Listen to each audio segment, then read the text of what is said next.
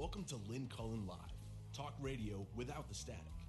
Email your questions and comments to lynn@pghcitypaper.com.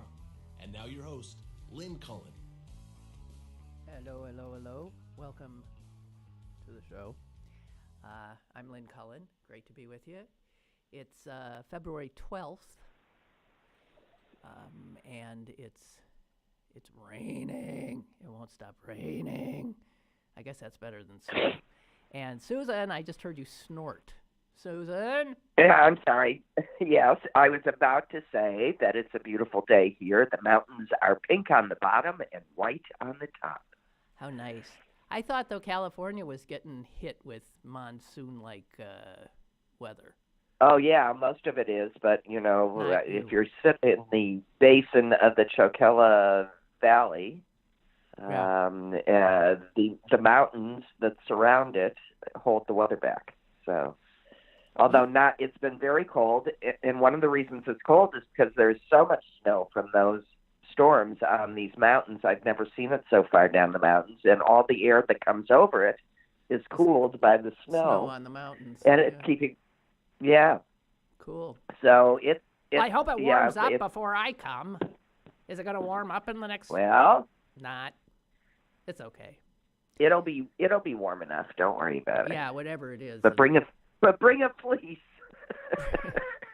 and some socks. Okay.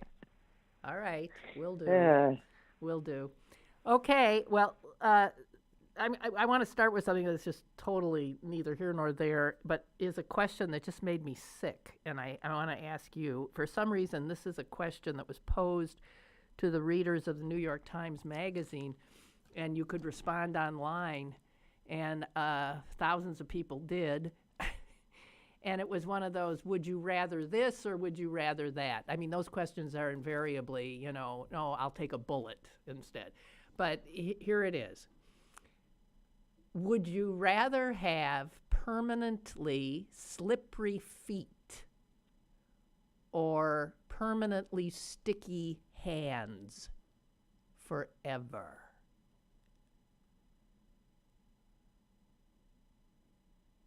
God, well, what sort of torture is this? I know!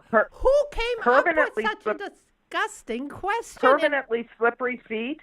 Yes. Okay, well then I would parse it this way. If my feet bare were permanently slippery, I could fix that by putting on a sock and a shoe, which would fix that problem. So I'll pick slippery feet. Well, that's what I decided, but then I wondered if that was cheating, if somehow there was it's not no cheating. way Did they say? No, they didn't say. I mean, I'd rather have socks and shoes on my feet. Right. And sit on a right. and sit in the shower than have sticky hands, even though I could wear gloves. But here's the thing. I I was thinking even if you couldn't put socks on, I would still take the slippery feet, because sticky hands is to me I couldn't live. I couldn't eat with sticky hands. Well, I agree with you. I mean, I couldn't touch there's somebody. more ways. There's more ways to make yourself safe with slippery feet. I mean, I agree with you. I would rather walk around with a walker. Exactly right. That's what I thought. Stabilize with my hands I'll get a and walker. have clean, usable hands than worry about my feet. Well, we came out in the minority, not much, but the people who answered the question for the Times said 52% said they take sticky hands. 48% said slippery feet. It's a draw, but who would come up with a question like that? And why is that in the New York Times? Yeah, I don't like that. I don't like it either. And it upset me. Just the whole thinking about it. It's like, I remember Sam saying, who would you rather have sex with? Mussolini. Yeah, right. Or no, it was. Why am I stopping? Why am I getting messed up with Simpson? The Simpsons. Homer Simpson. Homer Simpson, or the guy from the Family Guy. Do you know him? Yeah. The big Well, the cartoon. There's a cartoon. Being an adult woman, I can just say no. No, you see, these are the things with these questions. You can't. Anyway, I picked Homer. That's how horrible that one was. Yeah, I mean, yeah. Who would you rather have sex with? If you had to spend the rest of your life in a 12 by 16 foot room with this person or that person, which, and I mean, invariably, as I said, the answer to the question is I'd kill myself. That's all. Right. What difference does it make? Okay. So I think some of the best news that came out today so far is that Mark Kelly, the astronaut and husband of Congresswoman Gabby Giffords, says he will be running for the U.S. Senate against that awful Republican Martha McSally, who was appointed to fill so she's got to run soon. I guess it's maybe 2020. So that's a potential pickup. Well, there. I thought this was sort of old news. Didn't he say he was going to run a long time ago? I don't know. I think he was mulling it. He's in now. Yeah, I read that this morning too, but that was my reaction. I felt like that was old news. Somebody had been talking about this for a while now. Well, I don't know. So he is running, and he just announced. Good. He just announced. Yeah, this well, morning. I've always liked him. Yeah, me too. Good guy. Definitely better than Martha McSally, and maybe we're looking at a pickup there. Geez, that'd be amazing. Arizona would have two. How could you vote against a brave patriot astronaut who has stood by his almost murdered wife and nursed her back to health with tender, loving? I mean, what more do you need to know about a human being and his value system than what this man put on display for Americans daily before he decided to give us some more? Right. I absolutely agree. I mean, he's just hands down, yes. And then, of course, there was, I did not watch or want to subject myself to the rally in El Paso yesterday, but I have seen little snippets from it. And Susan, it's your blood runs cold with some of it. The crowd, the mob, the absolute propagandistic lies he's spewing. The only thing I heard him say, Lynn, and I thought I was going to throw up, was something about, do you want to let kidnappers in? They want kidnappers in. And I'm going, really? He's trying to tell. Yeah, he's the kidnapper. Excuse me for interrupting. Quite literally. Yeah. Kidnappers. I mean, if anybody's napping kids, it's on his orders. Wow. And then, I don't know if you saw the video. I mean, some BBC photographer got attacked. No, I couldn't. I couldn't. Well, right after he had gotten done doing his whipping the crowd up about media, this BBC guy who was, there doing his job, he had his camera trained on the stage, gets blindsided, knocked, and you see the BBC put up his video. All of a sudden, bang, the stage goes upside down, and some guy came and, because he was... just clocked him. Yeah, because Trump had gotten his blood going. Well, did they arrest the person? Well, he was jumped on by another reporter, and who was a big guy, and then he got handed over to security. I have not heard, but of course he should be, and I would think the BBC would be pressing charges. Meanwhile, while he's inciting people to violence and talking about how how Northam says it's okay for a baby to be born, to be wrapped up in its swaddling, for its parents to hold the child, and then for the doctor to summarily execute the baby. Murder it. Yeah, he said Right, that. right. Then Right. he said, Okay, well, right. he said, we have 35,000 people here tonight. And outside with Beto O'Rourke, he has 200, maybe 300. That's what he said. Okay. 35,000 people, he said, he had. Beto had 200 to 300. Here's what the El Paso police said. El Paso police said the Coliseum Trump spoke in holds 6,500, and that's how many were allowed in the building. He made 6,500, 35,000, and they estimated O'Rourke's crowd outside at 10 to 15,000, twice the size of Trump's. And Trump and the president of the United States reported 10 to 15,000 people as 200 to 300. And I mean, well, we started from the moment of his inauguration. The biggest crowd ever. I don't know, Susan.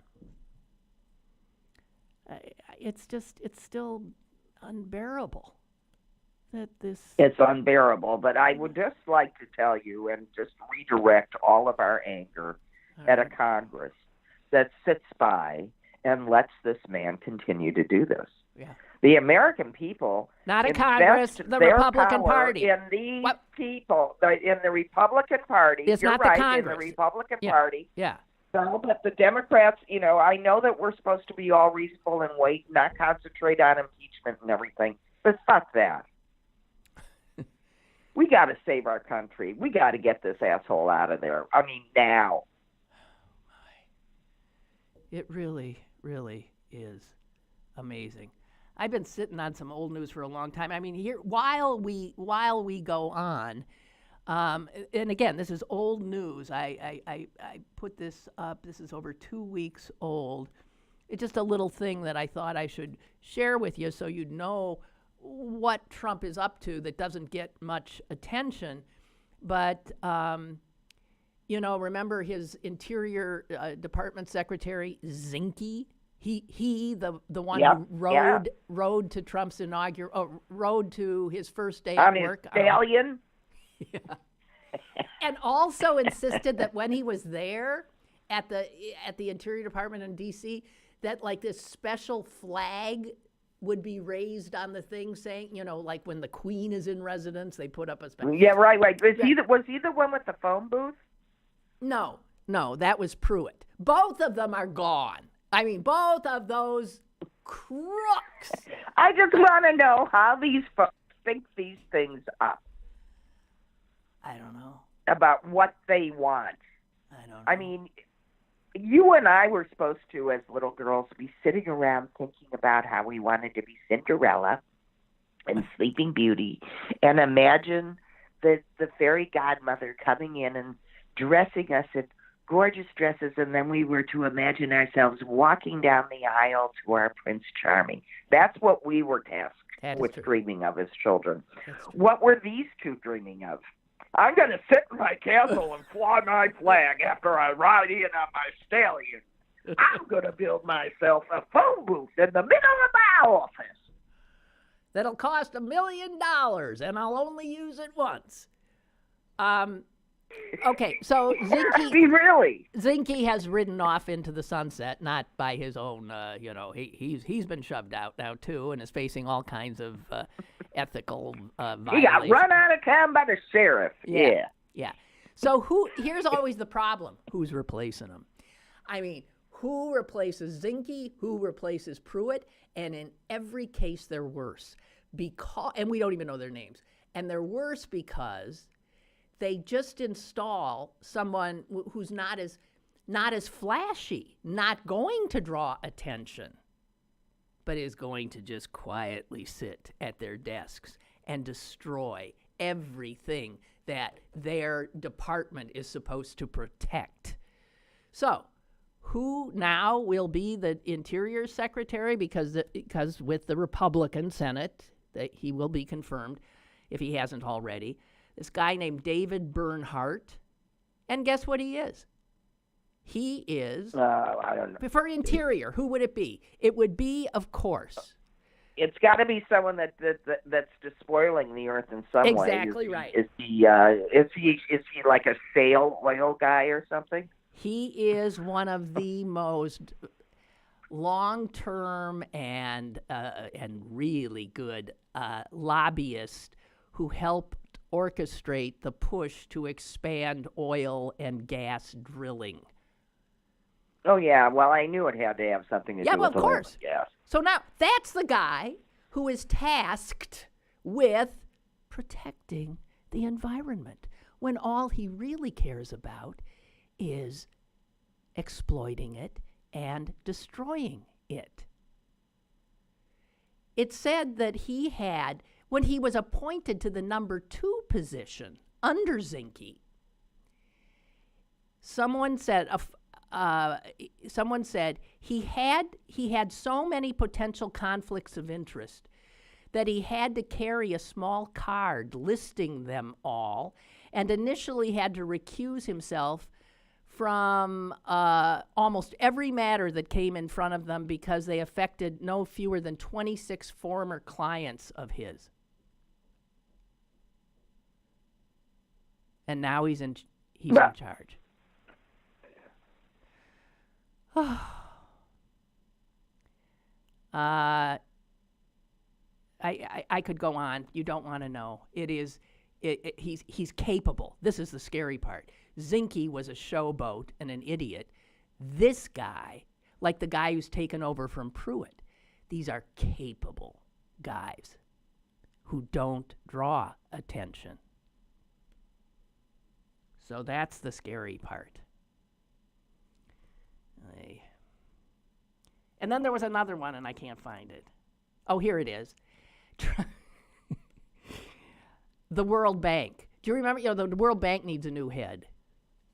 And, right. Did you see that initially? We thought it was going to be Ivanka for a while, remember? Ivanka Trump's name came. And not only that, there were more absurd names being floated. I don't even know if she was the most absurd. This is the damn World Bank that for some reason the United States gets to install the presidents of. The International Monetary Fund, on the other hand, the Europeans have control of who heads it. Who knows? Okay, so you want to know who Trump has decided? I'm waiting with bated breath. All right. Well, actually, it's a bank or at robber. Least bad breath. It's a guy who served time for bank robbery. No, I'm kidding.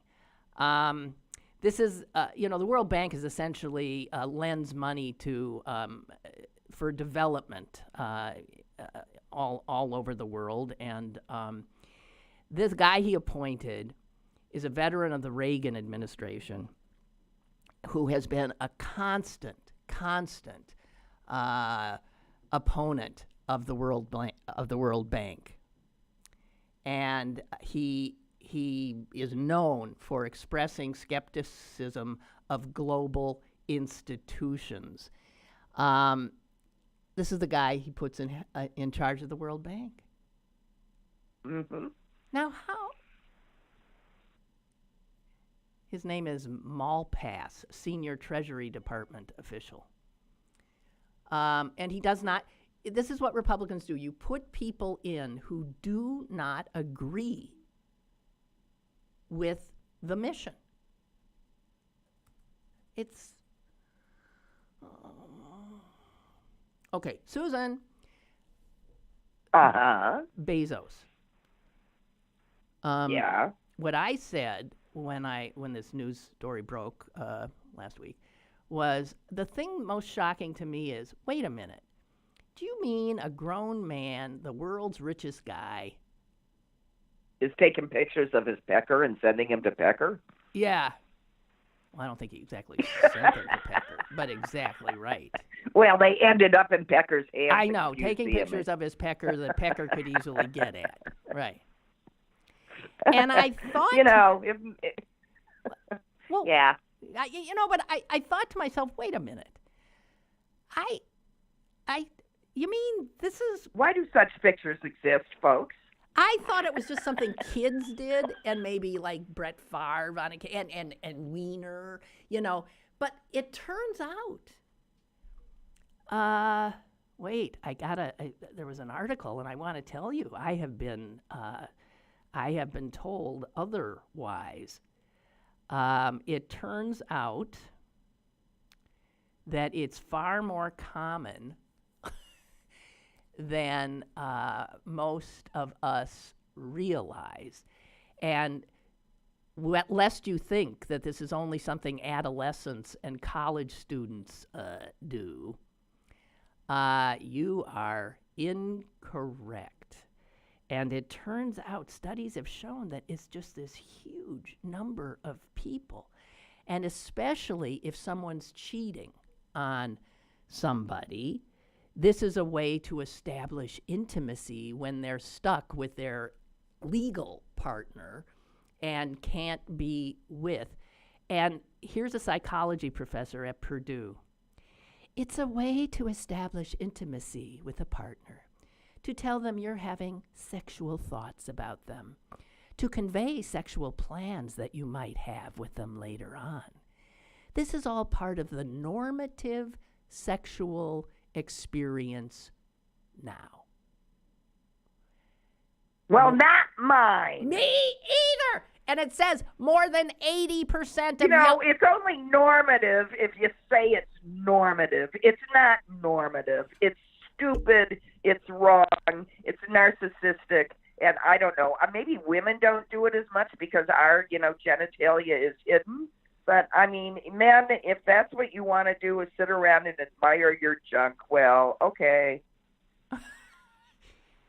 Probably needed to be breastfed longer. I don't know what else to say about that. Okay, but the psychology professor from Purdue says that more than 80% of young American adults have sent or received an explicit message or photo.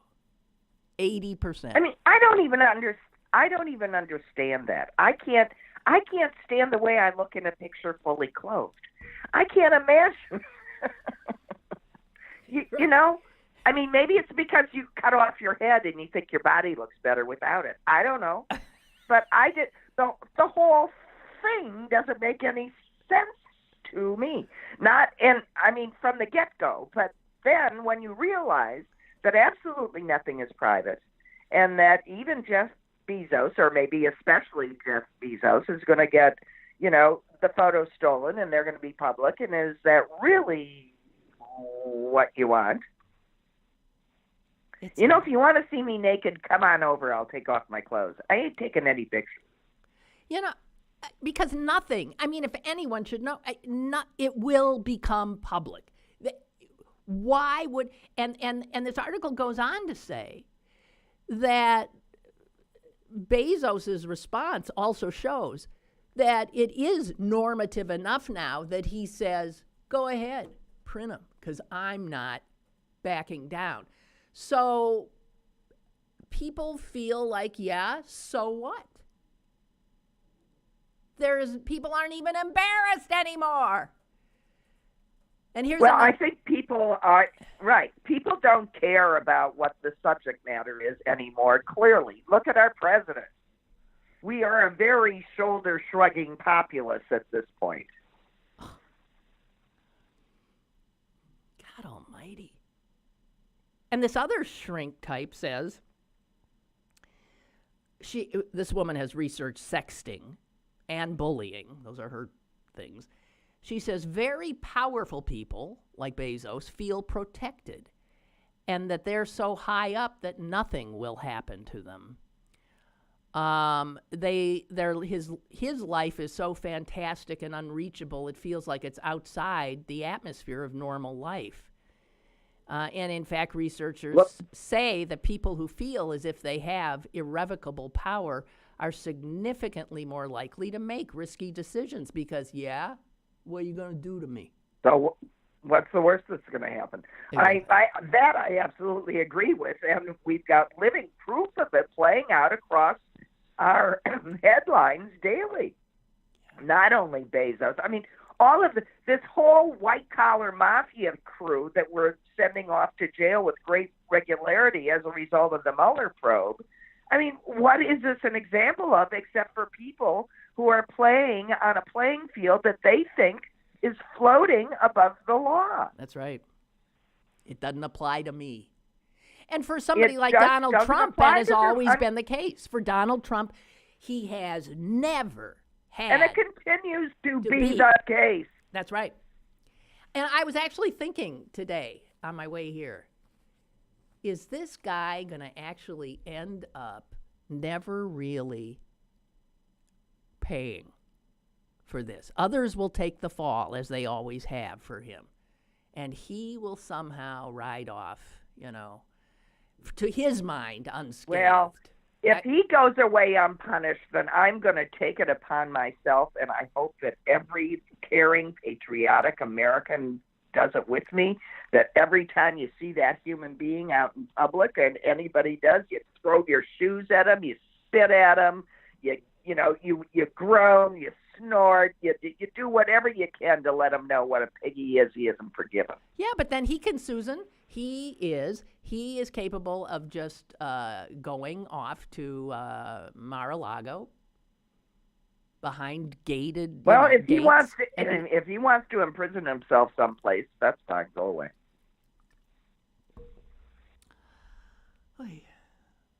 I'd rather have him in jail. I want the whole bunch of them in jail, and then I want us all to ring around the prison and sing, we locked them up. Oh, God.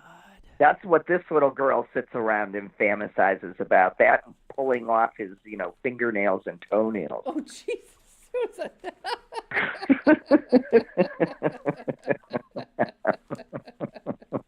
God almighty. Yeah. Good morning to you. Good morning to you. We're all in our places. Hey, let me do a little interlude here and remind people about the August Wilson Cultural Center, okay? Okay, yeah. Where I'm that's sure. a great segue. Yes, where I'm sure that, that dealing with, the kinds of issues that make us all crazy is something that is fodder for so many artists who show up at the August Wilson Center.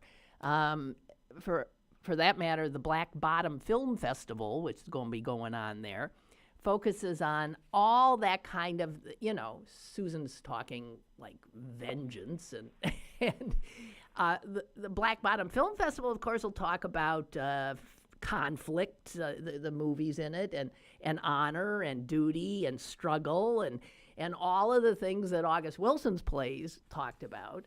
And they're going to do workshops. If you're interested in getting into film in some way, they're going to have workshops to inspire you and educate you. The August Wilson Center is just a jewel of in the theater district here, and I'm aiming to get you all to, if you have not taken advantage of this, to just go to the website. That's all. Just check them out and see what's happening. I was saying yesterday after the Grammys, you want Grammy Award winners? They bring them in constantly, okay? And Gregory Porter, I said, 2-time Grammy Award winner. He's coming on the 17th. I won't be here. I'm gonna be where Susan is, looking at them mountains. But there are constantly incredible musicians, dancers, artists, thinkers, authors coming in, and it's sitting there for you. August Wilson Cultural Center. That's all I want to say. Thank you. Okay, Susan. What else? Did you see the congressman who was so supportive of the Iraq War that he insisted that the House cafeteria get rid of French fries because the French didn't support us, and they were called freedom fries. Remember that? Yes, I remember the freedom fry guy.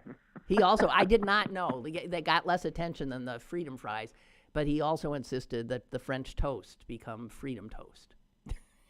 As well. No, has it reverted now? Yes, I believe it is now back to French fries and French toast. I'm not sure. But what's interesting about this guy, so this is a North Carolina Republican who was just so supportive of that war that, he went crazy and did the freedom fry thing. And then, right. And then as the war went on, he started getting freaked. And he ended up, the moment he says did it to him, is he went to a funeral at Camp Lejeune for a 31-year-old Marine sergeant who'd been killed, and this was in 2003, while he was trying to evacuate his wounded comrades. And the congressman was there and watched the young widow and her 3 young children, and he cried all the way home. The whole way home, he said, 72 miles, I was thinking about what I had just witnessed. I think God intended for me to be there. He vowed that he would write the relatives of every service member killed in Iraq and Afghanistan, one letter at a time, and tell them that he had been wrong, and he was asking God and them to please forgive me for my mistake. He hung posters of the faces of all those who had died all along the hallway leading to his office on Capitol Hill. He said Dick Cheney will to remember that his actions have consequences. Yeah. Dick Cheney, he said, will rot in hell. This was a conservative Republican, the idiot who did freedom fries. And again, we've been talking this week about, can people change? Can people grow? Yes. Can people, and this is an argument that your mother and I have been having, and our mother and I have been having about Omar. Yes. Yes. Because I do think she's coming from a place of parroting what she's heard and not understanding the code in which she's speaking. I agree with you. And I am willing to give her the time she needs to walk her learning curve, because I believe that I am truly watching her walk it. I agree with you. And I'm glad you said that. I'm absolutely happy to give somebody time to learn and grow. Exactly. I'm absolutely, especially when they say, give me that time, I am trying, which is exactly what she's saying. What she has said. Yeah, I think this is she's so young. And she's so young. She thinks she knows certain things. She's been told certain things. And she's finding out that she didn't know as much as she knew. And I have a sense, yes, I agree with you, Susan. I, at this point, am quite willing to watch her grow, because I have a sense that she will. But I do too. We'll see. But this is... And let me just underline, and it's not only my thought, believe me, I've read it plenty of places, but I don't want to hear a word about any Republican has to say about this woman. You clean out the white nationalists and the anti-Semites from among your administration and its mouthpieces and its alliances, and then you can come and talk to us Democrats, okay? Otherwise, shut up. Thank you, Susan. We have a caller. Hello, caller. Hello. Hello. How you doing? Okay. You were talking about Trump having something happen to him for what he's done and all that. I'm still waiting for them to take care of George W. People just get warm and fuzzy with him. I still think a lot of them should be in prison. I say that all the time.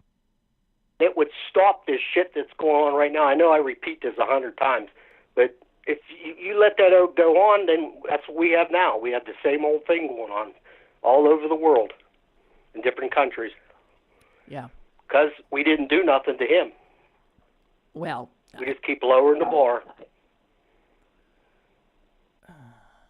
Look, I mean, history will take note of him and pretty much how he abdicated much of his presidency to his vice president.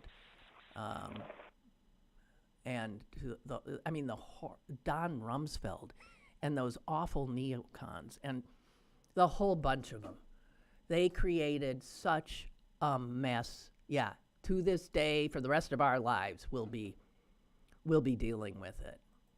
There's no doubt. I just don't think that George W. by nature is an evil man. He never should have been president of the United States. He should have been maybe stupid, sitting on his ranch and being a guy.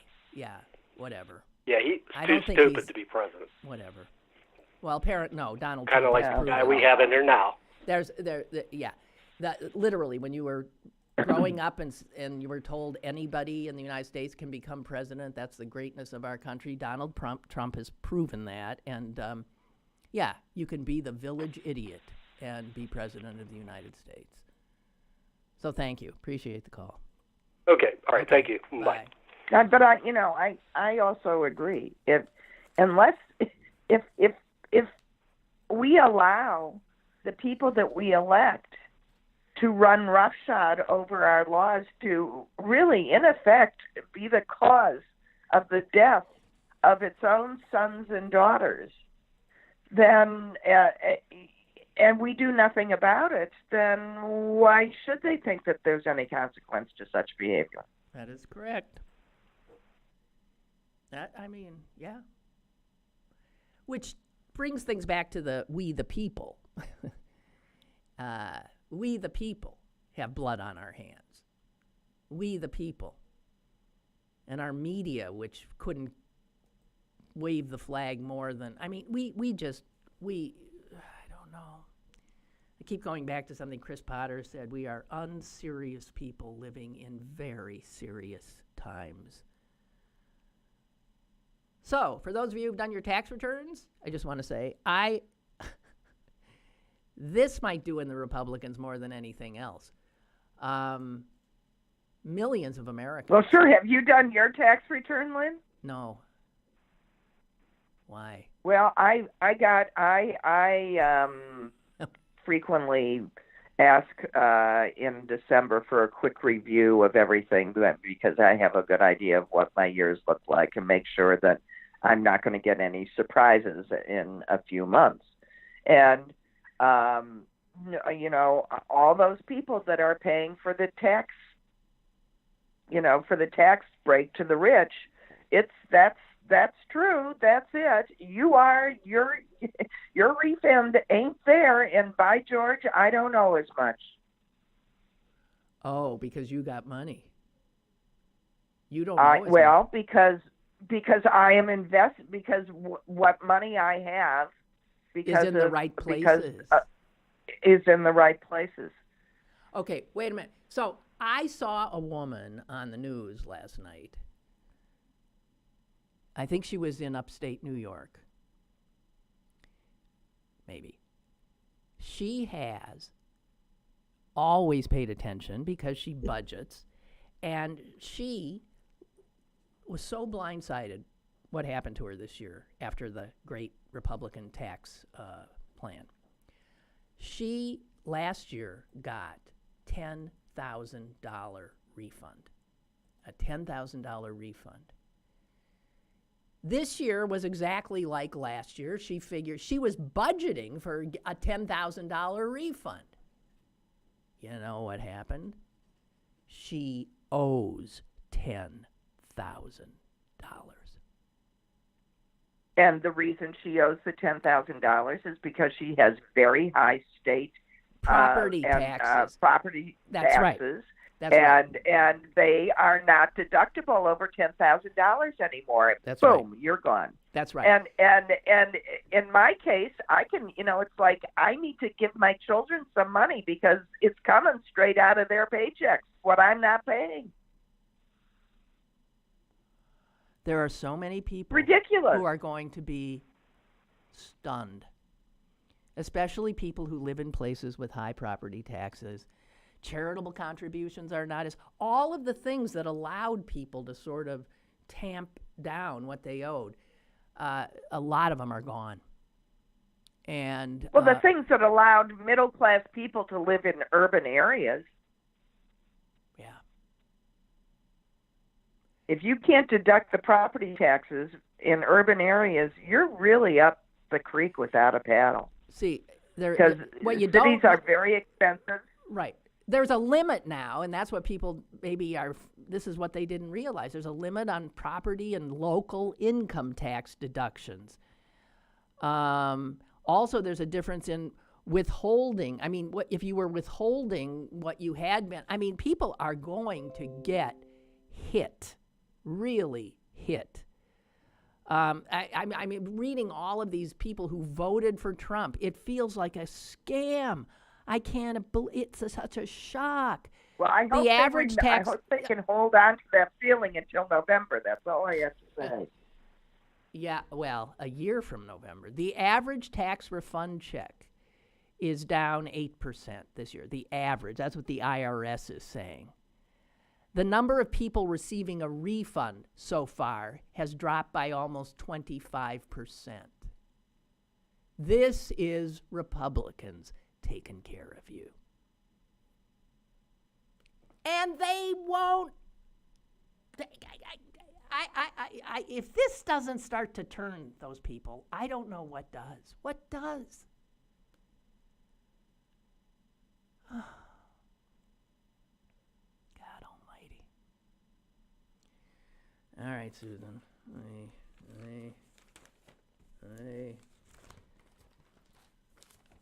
I got other stuff here, but it's all depressing. Yeah, I know. I'm really I can barely force myself to read or look. It mostly because I feel like I'm reading the same thing every day, so I can't even tell if it's new news. I know, it's just right. It just keeps coming. Oh, here's something I want to talk to you about. And someone wrote me a long email reminding me of this.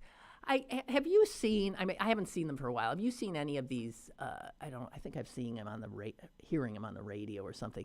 These ads about John Boehner, who's now like a big mucky muck in with some of these people, capitalists who are cashing in on legalized marijuana.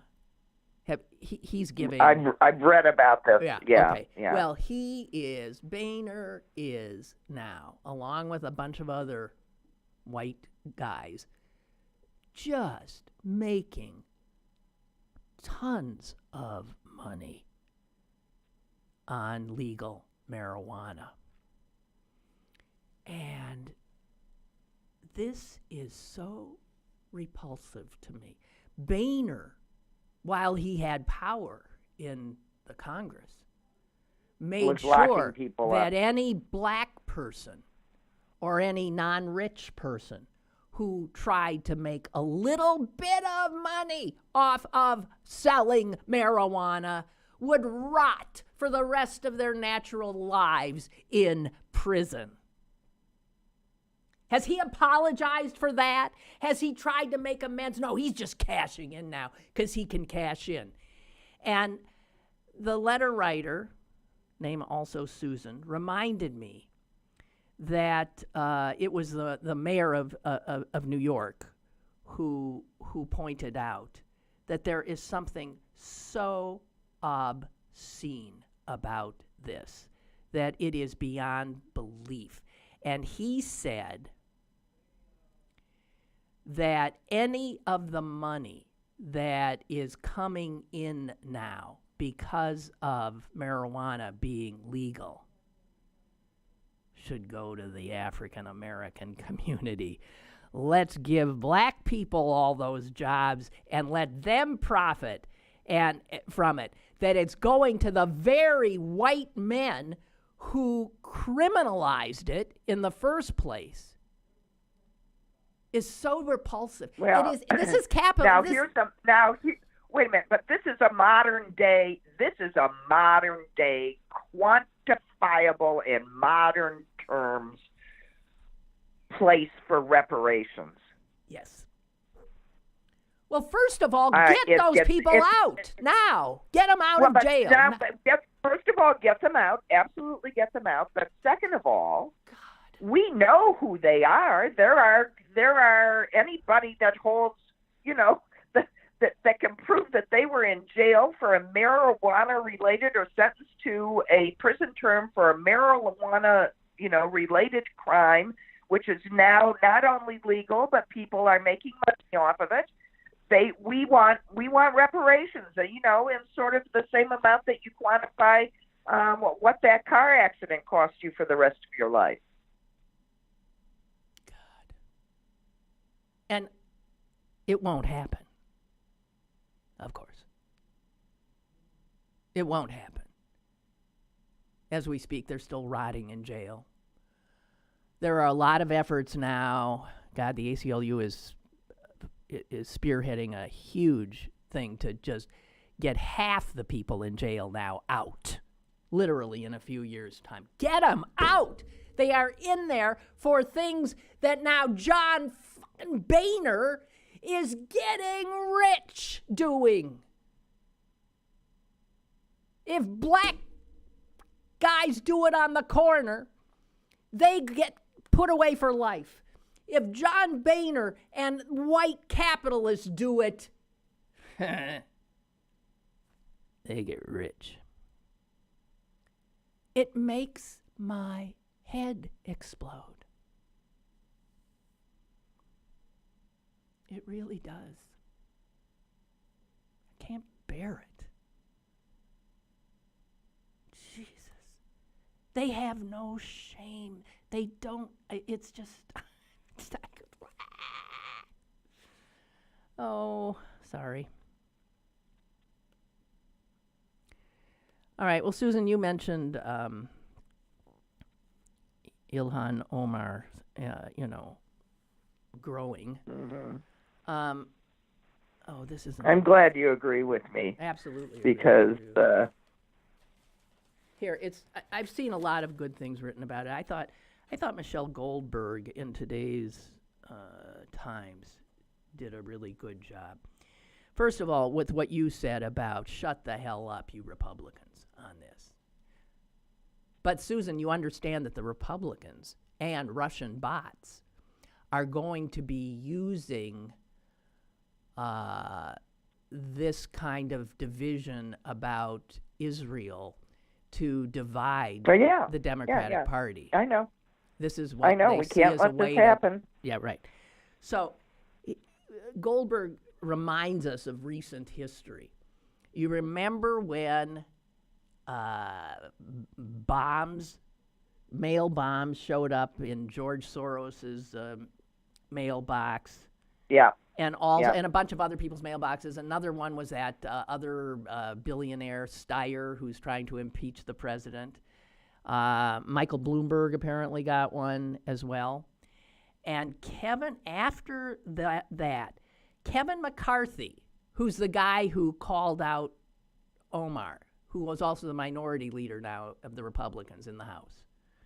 Kevin McCarthy tweeted after the mail bombs, "We cannot allow Soros, Steyer, and Bloomberg to buy this election.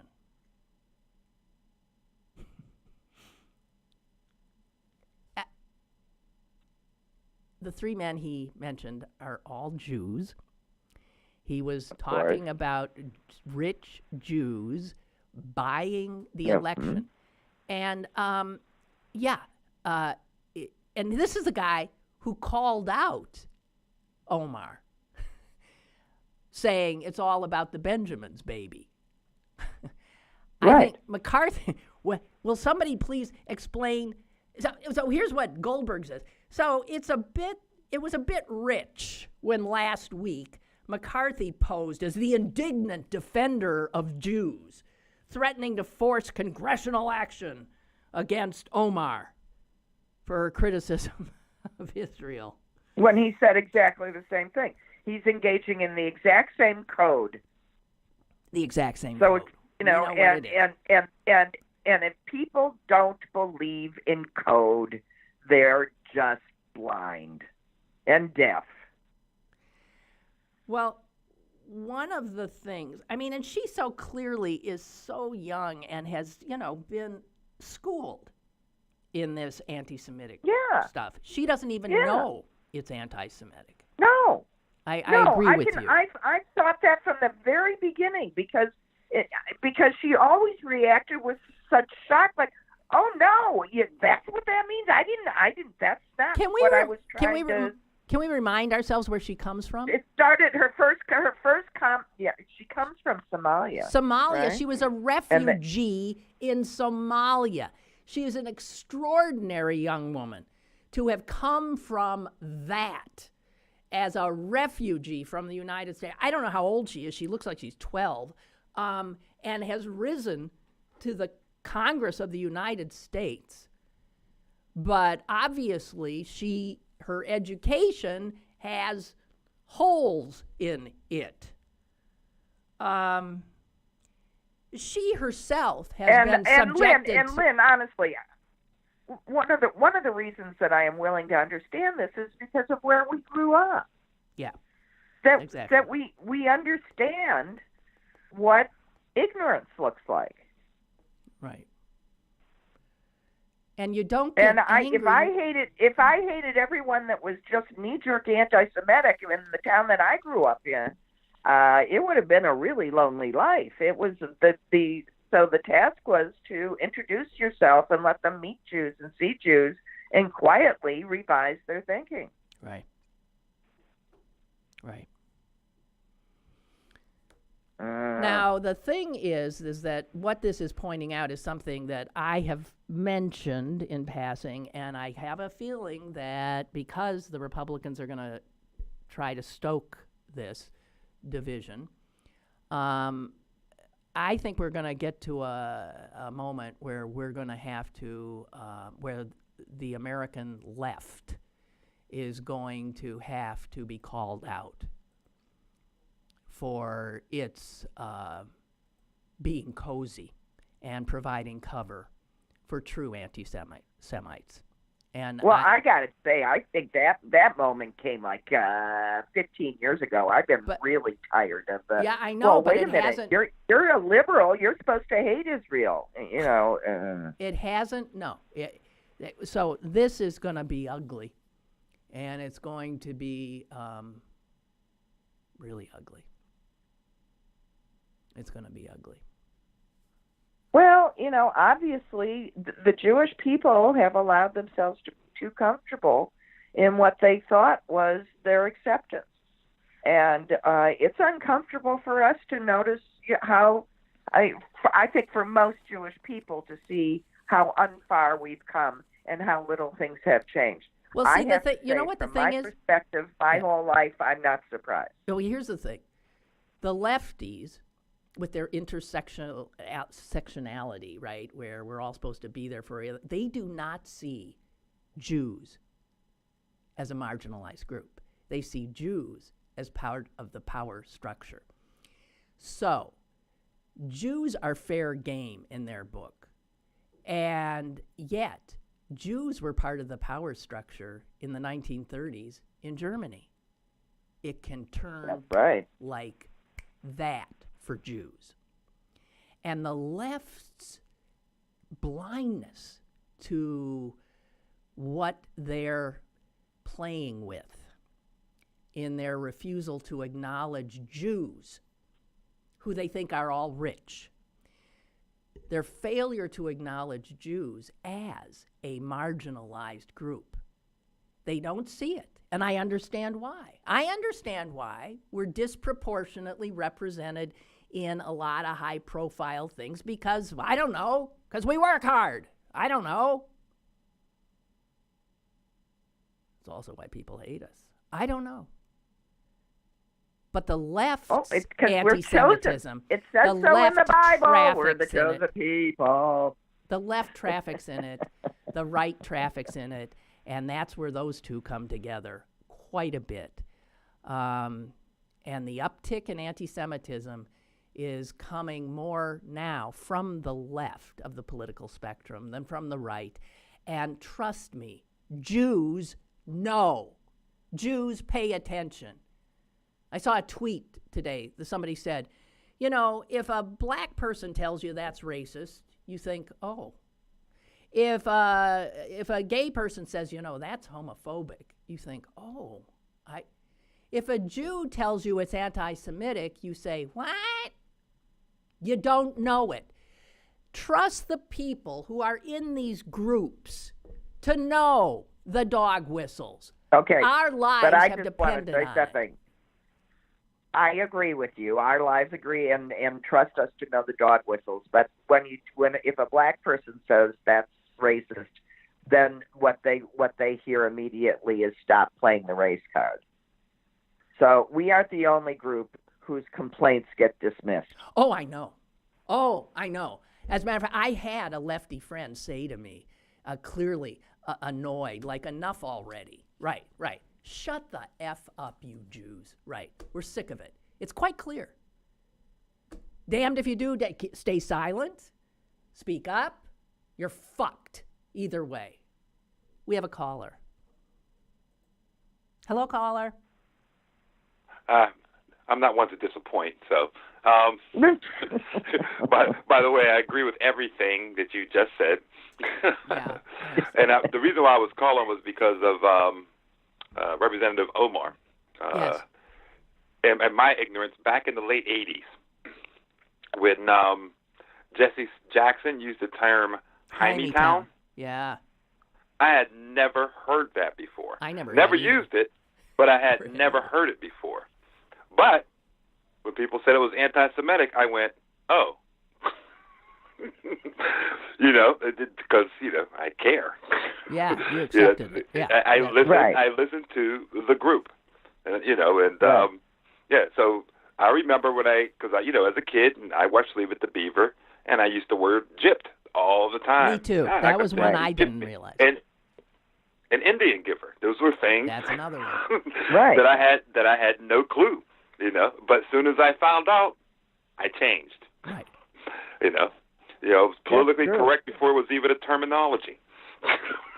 Yeah. And the people, and like I said, you just continue to fight. I have to correct people when using the dog, Jewish dog whistles, but they have no clue. That's right. And of course I get the thing, oh, you're too politically correct. I'm like, no, you're an idiot. If you need to keep saying these things, the whole, Jew them down and all that kind of stuff. Right. That's the most common one. Yeah, but the thing about Jewish people being overrepresented, I always tell people it's their culture. So actually admire it, especially with the sciences and the philosophies and all that stuff. It's like it seems like everybody that I admire just happens to be Jewish. When it comes to the sciences and the philosophies.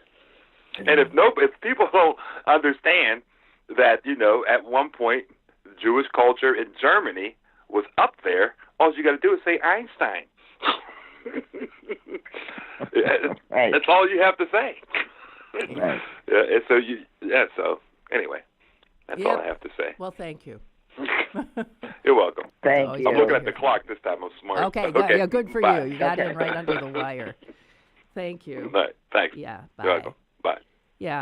Yeah, Susan, I mean, you're right. I'm loath to, the Anti-Defamation League comes out with a statement, this one comes out, and I just cringe because I think, oh, yeah, just looked at as, oh, you Jews, shut up. I don't know. I'm feeling very, I don't know. Can't believe it. It's very unpleasant, but part of me, honest to God, part of me is relieved that the rest of the world's, of America's Jews that have lived in communities with large Jewish populations, so they have felt insulated from routine anti-Semitism. And instead of the way I've lived, which has always been a Jew among non-Jews. And I've never been isolated from it. I know it has existed in polite society, right out there, unabated through my whole life. Right. And so part of me is relieved that everybody else knows it too. That's always true, and I've always said to big city Jews, you guys don't have a frigging clue. We are the tiniest of people. You think there's Jews all over the place. You think we are like this. You can go for hundreds of millions of miles all over the place. There's no Jew, maybe one. There's a Jew here, there's a Jew over there. And most Americans live, many Americans live, and they don't know Jews. They don't know blacks. And prejudice loves to grow where you're not known. Anyway, yeah, something it's just amazing. As the last Holocaust survivors die out, this is coming back. It's beyond belief to me. Unbelievable. Okay. Susan, thank you. You're welcome. See you soon. I'll see you Friday, yeah. Yeah, would you send me your flight info? I will. Okay, thank you. Because it'd be nice if you meet my plane and stuff. Okay. Bye. All right, bye. Thank you. And, okay, for the rest of you, I'll see you tomorrow. Yeah, tomorrow. Bye. Try to be more upbeat, too, maybe. Bye.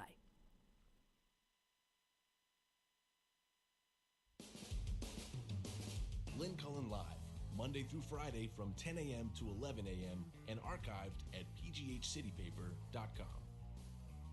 The opinions expressed on Lynn Cullen Live are those of the host and do not necessarily reflect the viewpoints of Pittsburgh City Paper or its advertisers.